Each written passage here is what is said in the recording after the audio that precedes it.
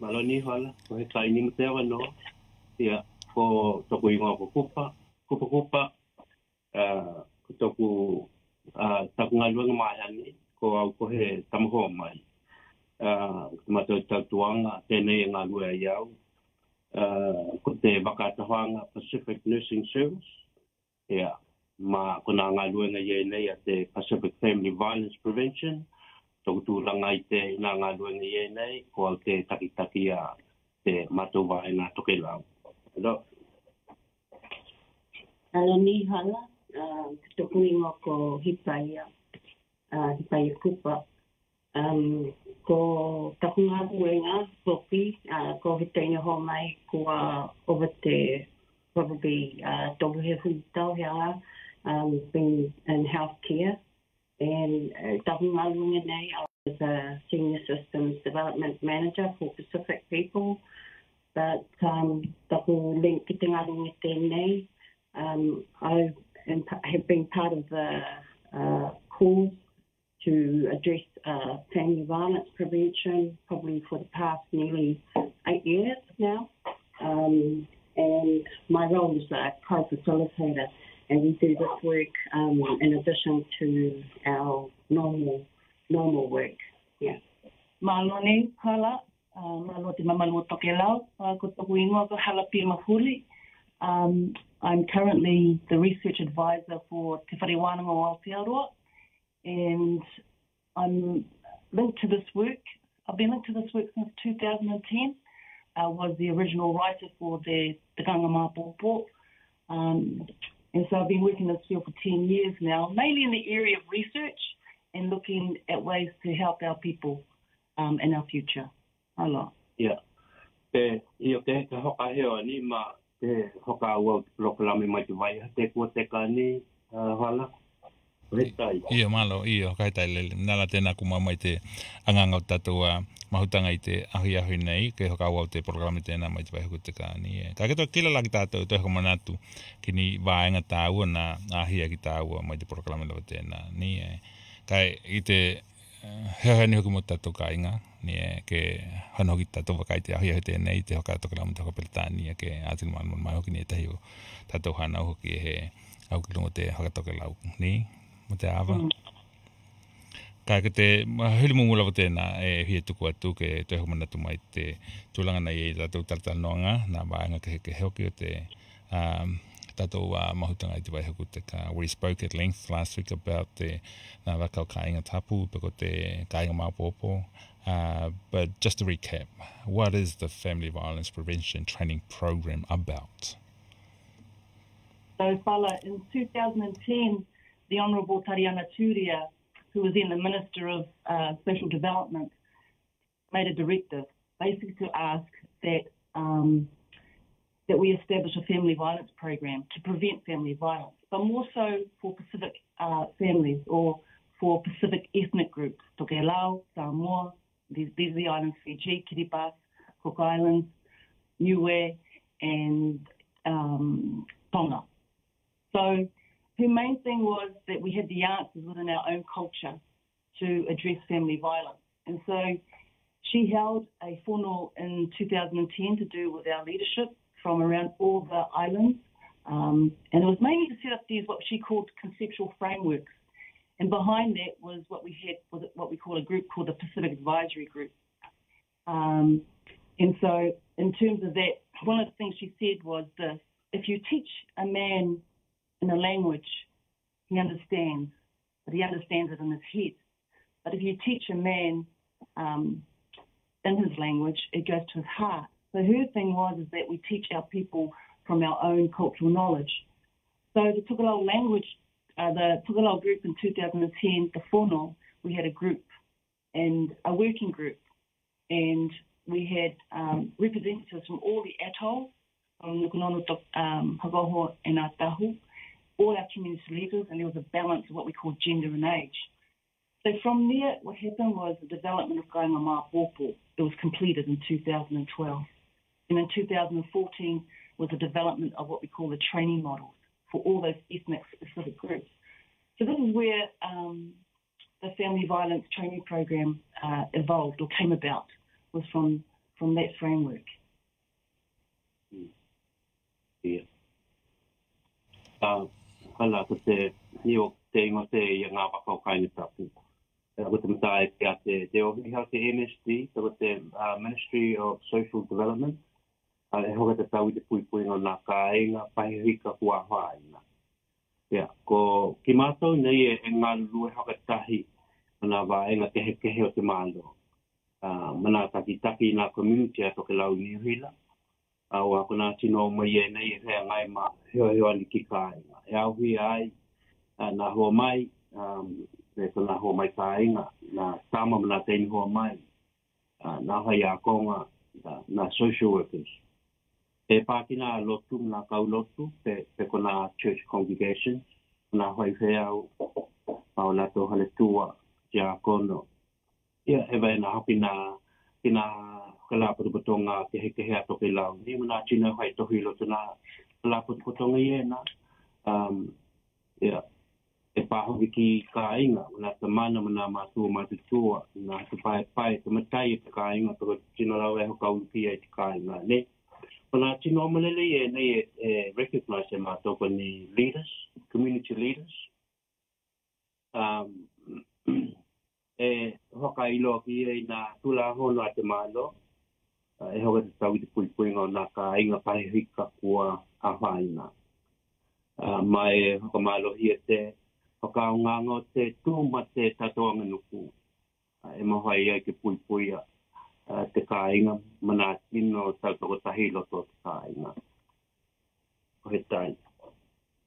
So, Fala, in 2016, then the Ministry of Social Development gave some funding to an organisation called the Cause Collective, and they took over what we call the training modules. So we went from the framework being set up in 2012, and then the training modules were developed in 2014, 16.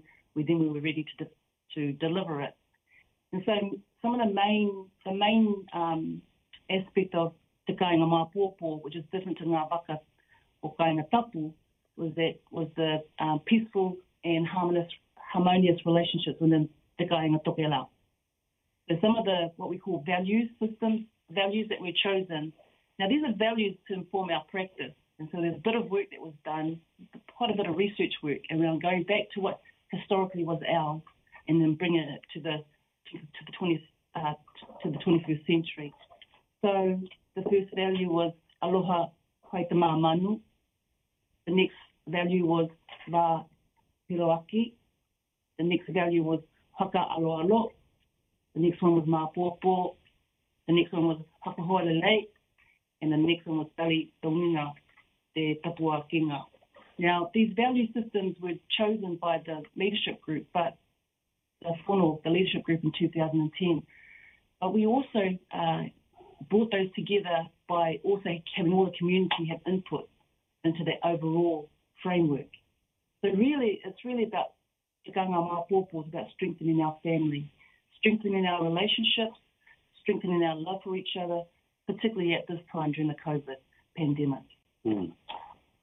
Ko te taki taunga nuku, ko te conceptual framework, te kua o kaingoa ki mātou I te kāinga Mao'opo'opo ne. Ko nā tino te komiti hakahoe, Tokelau, ko te Tokelau Working Group. Nā tuhia lato te taki tēnei, e auhi ai te toi aina ki a lehohi o tuwala, te toi aina ki a loi mata I upati, te mātua te anganga ki a Reverend Linda Hoppe, te tamana ki a Okahene Koraimo, nā mātua ki a Hiata Hiohi, mā pāmata veniale, nā tamana ki a Lautaimi I upati mā Mulinu nā Seri, ia mā Salapima tēnei mā auhoki. Tai. Mahalo, ka tai lele, ko te vai hoki te nana, talatano lau I lili ki tātou, te kāinga Mao'opo'opo la, ni mna wā ngau ia, kekehe. Ki te tūrangala tēnā I te programa ka halo tēnei, ke heo ani ki loto o nā kāinga, hoka heo mai ai I nā winga e aha ina I te kāinga, Yeni hokatuhia ke kila ki tātou pepehe te hokangalue ke ono hoho ai te COVID huluiva. Last week we shared about your Kāiga Mao'opo'opo frameworks. This framework will work well to help prevent family violence. Can you give examples on how that looks in families' home during COVID-19, please? Yeah, so before we get to that, can I just give some background to the types of family violence that people, that we talk about? We haven't actually specified. So some of the types of abuse might include intimate partner abuse between, relationships between close relatives or within partnerships. There's also child abuse and neglect, elder abuse and neglect. There's also emotional and psychological abuse that can occur as well, especially in the context of people feeling overpowered and put down, or whether there are issues of low self-esteem. There is also financial abuse, and also sexual abuse is quite an important focus for the government as well. So some of the causes of abuse that we have come to understand relate to power and control, often power struggles within relationships. Some of the contributing factors also may include things like alcohol and drugs. And I think we touched on this last week as well, stress from just general stress from life demands, finances, and just dealing with everyday kinds of stresses. But if we look at it in the context of COVID, and we again touched on this last week, the issue of isolating oneself socially within families is very foreign to our people. Dealing with job loss and trying to make ends meet, and thinking about how people and families will cope during difficult times, especially with food and how they will provide for their families. These are the stresses that can contribute to breakdowns in relationships within bubbles and within families. Yeah. Koni hoka taki ngai ko manatu atu ai te ao ngā ni tahi waenga o te tūmanga nuku Tokelau. Mo te vai taimi tēnei hea ngai ai tātou ma te wha mai te mana hautuanga mana tula hono kua hatu te malo nei. Ia ko te example mua. Awa e face na meo mi na e face la na values o tātou. Ko te wahe aloa ki. Ia. E vela, e he te tau ke heo na tau tale tamaitane ki ni kupu matanga, ne? Tolu tuhahine. He te tau hoki ke heo na tau tale tamaitane ki ni kupu matanga ni tolu tuangane. Me mua. Ko te lua, ko te hoka aloa alo. Okay. Ia, liliu mai ai. Ni ki nā huatuanga mana tula hona te malo, mo te vai taimi tēnei. Ia, noho i te hale. Pai au ngā luenga, te kona mea aonga i te hale ka hai mhoi. Heo aki lava, i te ko ngā whenua e noho ai koe. Ta mohai ke tai ngole tōli ko. Ni kona example e nei he kātoa ai nā tula, te tula hone te maelo. But, pai, nei, kuhaka longi tātou tingli poti, o ni tino kua heoli e lato nā tula hone i nei, ma e kua kawe leo leo. Kai hoka aloha nā tahi kāinga, ona ko te tūlanga tēnei kua pāpi e, kua he vai ngā luenga nei te tamana, ne? Te kua tai ngole tana tongi maua. kua whakaheo nei nā pili a te kāinga, heo te pili a te uila, heo te pili a te tāwale, te pili a te hoale, ni te rents, telehoni, te internet, e o lai te computer. Ko mālohi mai te kupu a te tamana, ma kua haka apa I lau I te pia. Ia, he kāinga kua he mau he toka hui le mu, ko he ai he wāhe alo aki, ko pālau ki he tūlanga ve, pihai te pahu pihai te heo. E to e tau mo hai ke haka toka, le noho haka lelei I lalo tala noa. Ko te haka moe te mana tua na te mea naula mai ai, ne? Toi hoki o tātou mahau, ki te mea naula mai ai. Ola hui le mu, ola kata, hai hia. Ka mai te hoa nau tala noa, e mawai ni mana tu lelei. Ia, wahala mo, la hoa atu te manatua te matua, la hoa atu te manatua te tamana, e wena hui tamai, ki kua tuki e te awanoa. Toi hoki ki te he kāinga hui alohaini. Whai me hoka tahi. Te kāinga hui le mu, kāinga hui mahuta, te kāinga Mao'opo'opo. Toi hoki lava ki te kāinga Mao'opo'opo. Ko ni heo ani ngā te program tēnei a te kāinga Mao'opo'opo, te heo ani atuai ki te tato kāinga. So one of the things that we were talking about as well, Salapima, is, how do we get back to the state of peace? How do we restore peace within the family? So one of our ones was to keep respectful relationships within the household. Talk to one another nicely, kind, and in a nice tone, no shouting. Be respectful, be compassionate, to show aloha. To be humble, remember to use kind words, not words that hurt. And remember that we always do our lotu and to pray our belief system. So it's one way of restoring what we call that harmony in our peace within our family. I te kāinga. Hello. Malo, kata lele ki te turanga la tēnei ko tātou koe te hokailo tonu tolu, ko te turanga tolu. Ko tātou hoki koe te taulawa o na noho I loto o a tātou lio, vehe ni hukal tāua, peni hokamtalanga hoki ke heo ani ki nā kāinga. Ke mautu mālohi I te latou anganuku. Mahi hoki lāke hei tūlanga vēnei, ko te hiama tēnei, ka wirhuluiwa, le mai ai ke hui mālien ni vāenga o te anganuku, he mahai ki tātou ke mahuta haka kāinga. We are now at alert level 3, and while we still must stay in our bubbles, what messages can you give to keep the culture strong, even though coronavirus requires us to change parts of our culture through social distancing? So some of the things that, and they're very simple things that people can do is just to continue with your duty of care responsibilities.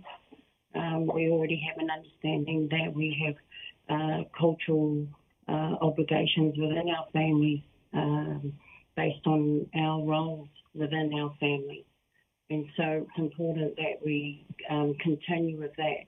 So when we talk about duty of care, we're talking about a responsibility to care for one another, checking in on the welfare of each other, contacting our family to ask how they're doing and what sort of support they need, and just looking after our own families within our bubbles as well.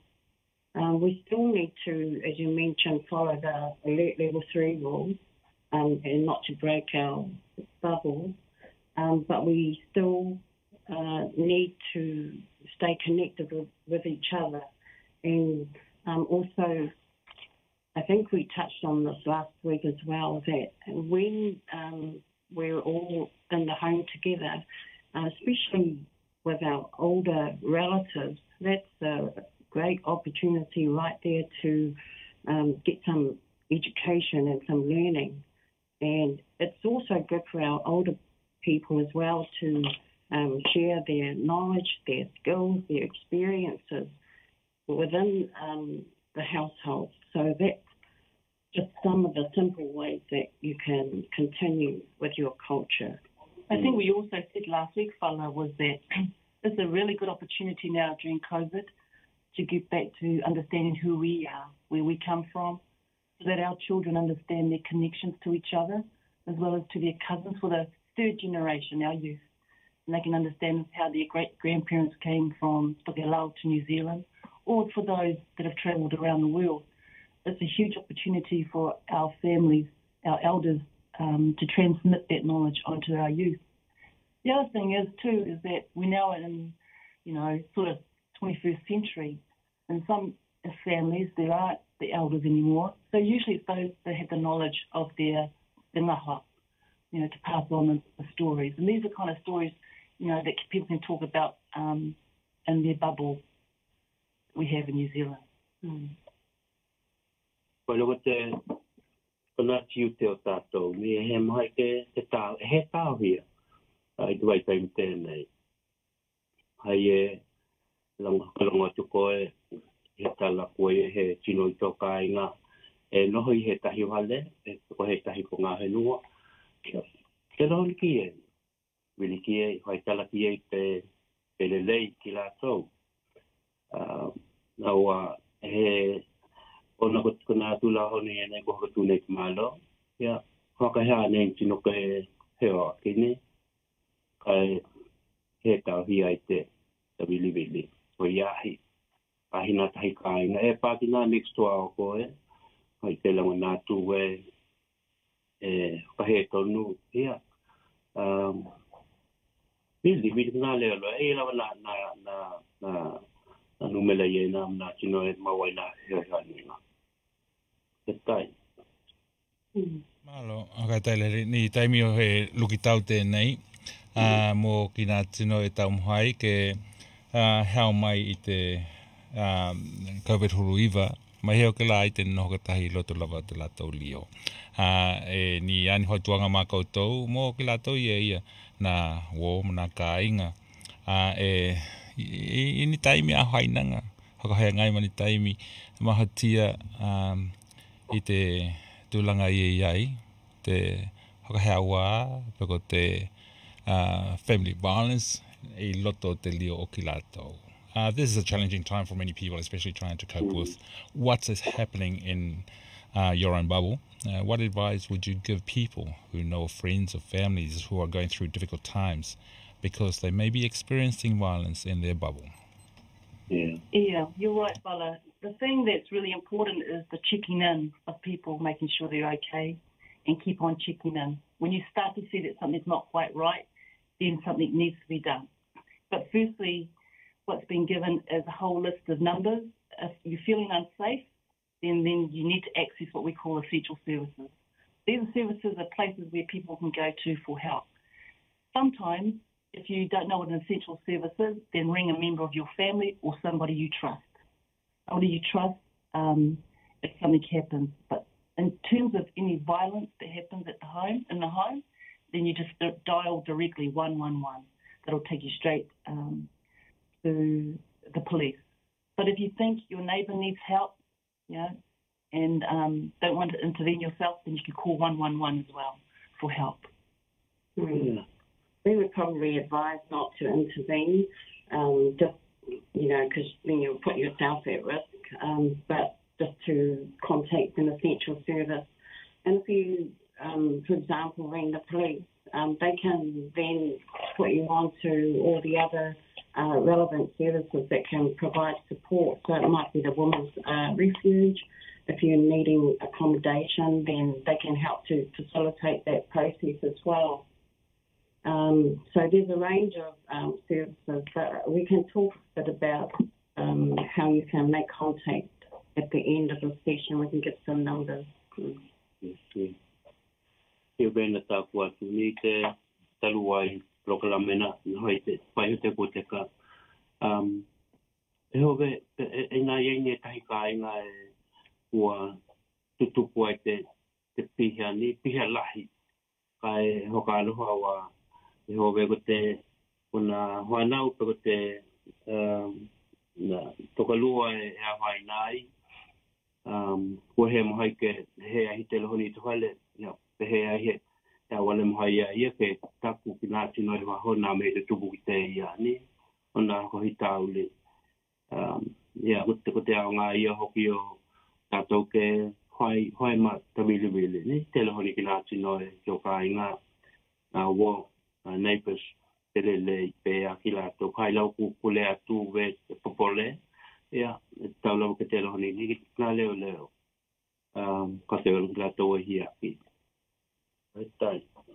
Malo, akai taile ki te mana ia ko na hakalinga hamatalanga na hautuanga i ena e kaumai e koutou ki te tāua mahi au ki lai i loto he taiwi nei e ko he ngai mātatou Kāiga mātatou mātua manaho anau hoki. Kai ki te hokalongalonga tu he hao mō ki tātou tin Tokelau ke mawai koutou wa he hokalonga atu ke kaumai te numela o te Kāiga Mao'opo'opo mole lahi lele ni ke pe mahai nei ke vili hako atu e ki te koutou ki te mauni hea ni mole.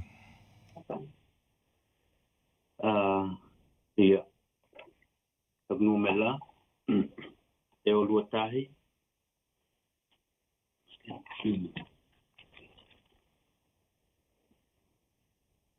Ia, rata ki te ia nala e hakiri mai te numela ka te kila tuhoki nā lihi o na support service ia nei ni e le au ki toku hea te nei e ve mihi e te tāua o te tātou Kāiga Mao'opo'opo Tokelau ke lihi mai lunga te wakahelonga ki tātou ki nei ni ma te awala mana mātua he koutou mahu ai ka ki te kila tuku mo ki lātou ie na wakahewa na numela ke ono heo ki ei mai he lai tātou Tokelau ni he ka wakahewa i la te tāua na numela ie na ki tahi e wakalau mai mole lama ni kai ia te tapua te nā numela ni hola malo ia te o luatahi o tolu lima hitu iwa hitu o Sipaia tēnā ia te tahi numela ko te o luatahi o lua lima ono o iwa lima ono o au ni ia te tahi numela te o luatahi iwa ono lima valu o tolu ko Salapima tēnā. Malo, it brings to closer to home I loto nā Kāiga o tātou Tokelau nā hurninga I nā ni hokai taila hi lele. Kai hawe e toi kumai te itupā tēnā muna hoki la e toi mahuta ki tātou I te whai hou kuto e hokalonona tua ki te ina hakau tau I nā e mōlia mai koutou ni. Ka hokai taila hi tā mātua matamana. Tai ni hola e he tai mo te awa noa ngā kua māua ke hokahewa atu wai te tātou Kāiga na tamana na mātua kua matahi mai mālo te ana hei. Amna gai toi hei roki tu wai heo kai e kupu ia kai ke malupe te vai ki o tohi na ngalo Tokelau taka vai kupa hela hinga ngana aloha ko mga ngalo tau kau na vai. So he tai ni Tani, hello. Tani, hala. Mana, nā mātua matamana.